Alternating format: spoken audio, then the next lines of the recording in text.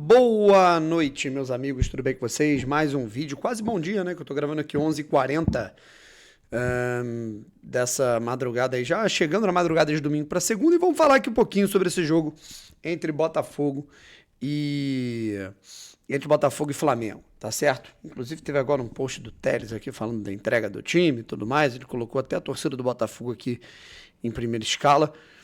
Maneiro, cara. Mas vamos falar aqui um pouquinho sobre esse empate sem gols, 0x0. Se eu não me engano, a gente não tinha um 0x0 no Botafogo Flamengo desde 2016. Segundo turno, praticamente 9 anos, né, cara? Segundo turno do Campeonato Brasileiro, que foi 0x0, né? Aquele gol que o Pimpão perdeu na reta final, né? Lembrei desse jogo quando a partida caminhava para um 0x0 no fim do jogo. Mas, enfim, vou falar aqui um pouquinho sobre essa situação, sobre esse jogo, em que nós... Repito, né? Tivemos muitos desfalques para ambos os lados. Né? Do lado do Botafogo, sem Savarino, sem Barbosa, sem Bastos, sem Arthur. Do lado do Flamengo, sem Gerson, sem Arrascaeta. Enfim, sem o Gonzalo Plata, sem o Eric Pulgar. Então, a gente teve times alternativos, tanto do Botafogo quanto do Flamengo, consequência do calendário sucateado do futebol brasileiro, que é uma carnificina em relação a aspecto físico. Né?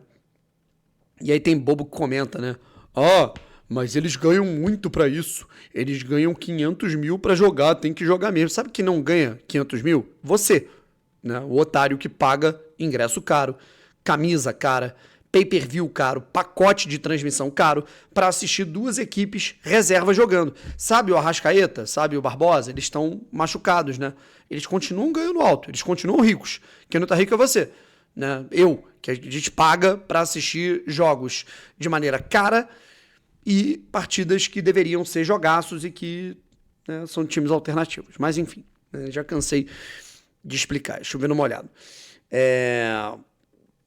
Assim, cara, a gente teve uma opção do Paiva, né, que foi colocar, né, povoar o meio campo, né, colocar o Alan, né, sabendo que o Flamengo é uma equipe que trabalha muito pelo corredor central, para colocar o Alan, né, e fazer com que o Botafogo jogasse, né, com a linha de quadra normal ali que estava sendo feita, né? Vitinho, Jair, David e Alex Telles.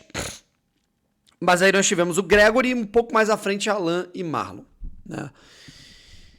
De um lado o Cuiabano, né, atacando muito fundo. Do outro nós tivemos ali o Igor e o Juan Cruz, né, flutuando bastante, enquanto o Vitinho fazia a ponta, né, digamos assim, o fundo, o lado do campo aberto pela direita, certo? Num primeiro momento, eu acho que a estratégia do Flamengo, ela se mostrou superior, né? Pelo menos na primeira parte do primeiro tempo. A estratégia do Flamengo, ela se mostrou superior em detrimento da estratégia do Botafogo. O Flamengo estudou os pontos fracos do Botafogo e começou a pressionar bastante a saída de bola do Botafogo pelo lado esquerdo, principalmente. O Botafogo estava se sentindo muito encurralado, não conseguia sair para o jogo, só que o Flamengo perdia as oportunidades que criava nessa pressão. Né? Numa delas, roubando a bola do Jair, chute do Luiz Araújo, belíssima defesa do John. Depois o Botafogo conseguiu ali um ajuste. Né? O Marlon Freitas baixava, né? Como sempre. Né? O Marlon dando dinâmica para esse meio campo na série de bola. Né? Há quem critique, há quem fale mal do Marlon Freitas. Né? Fazendo com que o Botafogo desafogasse um pouco, e também o Alan participando dessa saída. O Alan fez mais um bom jogo com a camisa do Botafogo. Estou gostando bastante do Alan jogando com a camisa alvinegra. Nos últimos 4 jogos, né, desde a partida contra o Carabobo, ele vem entrando muitíssimo bem. Entrou bem contra o Carabobo, contra o Inter, o último jogo que agora não me lembro qual foi, e Estudiantes, né, e agora nessa partida contra o Flamengo. E o Botafogo começou a se soltar um pouco mais no jogo e foi perdendo algumas oportunidades, uma com o Juan, outra com o Igor. Né? O Igor é um cara que, assim, é fantástico jogando, né? A gente não tem o que falar do Igor, mas perde muitos gols, cara. Assim, uma cabeçada limpa, né? Que era para ele cabecear para o chão, ele tenta por cima, a bola sobe. É aquilo, eu acho que a conversão do Igor em relação ao centroavante é o quê? A bola raramente vai chegar, cara. Quando chegar, você tem que guardar. Né? Uma oportunidade... Meu amigo, se tu não fizer na primeira, tem que fazer na segunda. E o Igor é um atacante que acaba perdendo muitas oportunidades por falta de capricho nas finalizações. Isso é uma coisa que ele deveria melhorar, embora tenha feito mais um bom jogo. E aí no segundo tempo, cara, eu pelo menos achei que o Botafogo conseguiu ser um pouco superior na primeira metade. Tanto é que tivemos um chutaço ali do Marlon Freitas, né? Depois a gente teve ali a cabeçada do Jair, outra do David Ricardo. O Botafogo começou a fazer a equipe do Flamengo trabalhar. Acho que a leitura de jogo no intervalo ela foi bem feita no quesito né, do que poderia ter sido explorado e do que foi de fato explorado dos pontos fracos do Flamengo. Só que aí o Flamengo começou a fazer algumas alterações, coisa que o Paiva se recusa a fazer. É uma coisa muito bizarra, né? A gente vê que o Botafogo, em aspectos ofensivos, ele vem melhorando. O Botafogo, em aspectos defensivos, ele tem sofrido menos. Eu, que sou um cara que eu tenho muitas críticas ao trabalho defensivo, né, ao aspecto defensivo do Paiva, acho que a gente vê ali uma tranquilidade um pouco maior, mas é impressionante como ele mesmo gosta de trazer problema para ele. Contra o Estudiantes, a gente já viu um time que estava morto em campo. Ele espera o Botafogo tomar um empate. O Botafogo estava sendo praticamente eliminado da Libertadores para ele olhar para o banco e chamar 3 jogadores.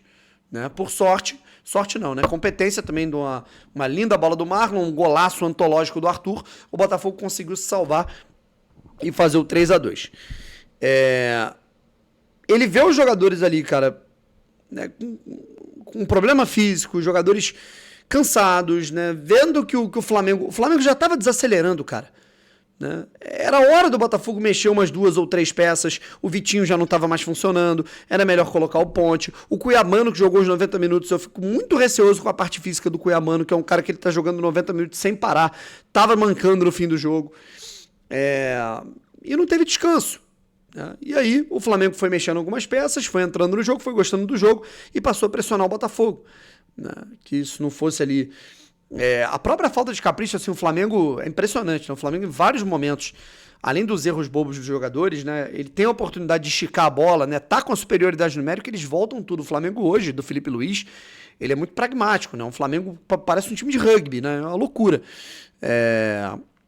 E aí, cara, a gente ficou naquela, o Botafogo poderia ter sido mais incisivo, entrou o Nathan Fernandes, foi a única alteração que o Botafogo fez, né, e ele só mexeu, ele só tirou o David Ricardo porque o David machucou, e aí colocou o Marçal, acho que eu teria colocado o Danilo, né, por uma questão de ritmo de jogo, mas enfim, né, também é importante falar, né, cara, eu tô aqui descendo o sarrafo no Renato Paiva, mas ele teve que improvisar um zagueiro, né, um lateral esquerdo na zaga, né, e aí a minha sugestão era que fosse um volante, né, você olha pro banco, você tem o quê? Você tem só o Jefinho de ponta, eu acho que o Jefinho poderia ter sido colocado no jogo de hoje, né, embora a recomposição dele não seja tão boa, mas eu acho que ele poderia ter entrado pelo menos no segundo tempo. Nathan não entrou bem, né? Mas aí você olha pro banco também, você tem Elias Manuel, você tem jogadores ali que, cara, eles não vão fazer a diferença num jogo desse, cara. Uma coisa é esses caras entrarem contra o Juventude, contra o Cuiabá, contra o Goiás, né, o Mirassol, beleza, mas agora, contra o Flamengo, né, no jogo de altíssimo nível, um jogo de detalhe, né, o Botafogo tem o Juan Cruz, né, que é um jogador limitado, né, que hoje teve erros assim crassos, assim, momentos que um jogador com um pouquinho mais refino técnico poderia ter conduzido e feito um gol, né, em 2 lances pelo menos. A gente tem ele como titular, porque é a alternativa que tem, com jogadores lesionados, jogadores suspensos e com a falta de reforços, correto? Então não é só um erro do Paiva, né, é um erro do departamento de futebol também na montagem do elenco, concordam? Enfim, no fim das contas, eu senti que o Botafogo ele tentou ali empatar o jogo, o Botafogo se satisfez com o empate, o que eu não gostei muito. Acho que o Botafogo poderia ter ido para a trocação com o Flamengo, mas eu podia perder, foda-se, né? Podia ganhar também, eu prefiro isso. E aí o Botafogo empatou em 0-0, numa partida que atesta algumas coisas que precisam melhorar. Eu acho que a parte tática ela não está mais uma terra arrasada como a gente via antes, mas ao mesmo tempo eu vejo um treinador que demora demais a mexer, tem uma leitura de jogo bem equivocada, um elenco que ele vai tendo, né, fragmentos ali que são muito preocupantes, né, e tendo cada vez mais jogadores lesionados às vésperas da Copa do Mundo de Clubes. Enfim, essa é a minha leitura do jogo, eu quero saber a sua.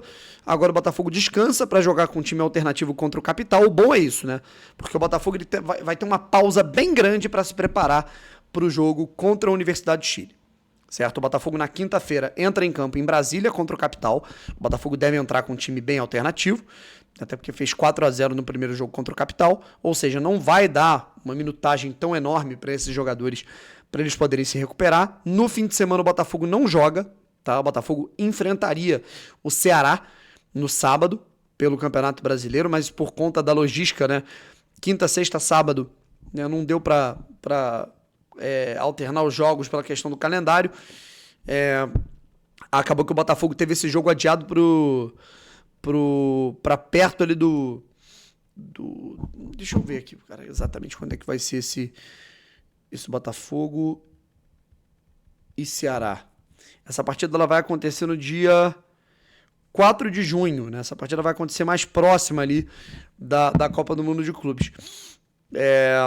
E aí, com isso, o próximo confronto do Botafogo ele vai acontecer, agora não me lembro se é na quarta ou na quinta-feira, Universidade de Chile. Essa partida vai acontecer numa terça-feira, dia 27. Tá certo, galera? Então, é isso. Um beijo pra todos, um forte abraço, tamo junto e fui.